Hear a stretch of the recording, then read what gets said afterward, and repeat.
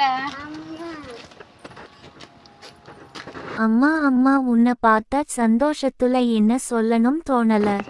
நான் நோட்டில் எழுதி இருக்கிறேன் பாருமா, இது எல்லாவற்றையும் நான் தான் எழுதினேன். எப்படி இருக்க? நல்லா எழுதி இருக்கேன்.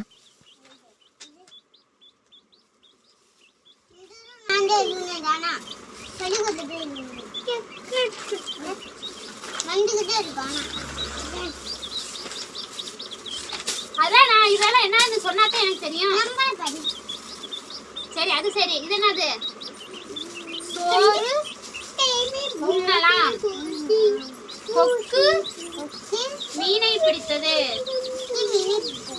மலையில் மழை பெய்தது, மாலையில் மழை பெய்தது, யானை பிளிரும்,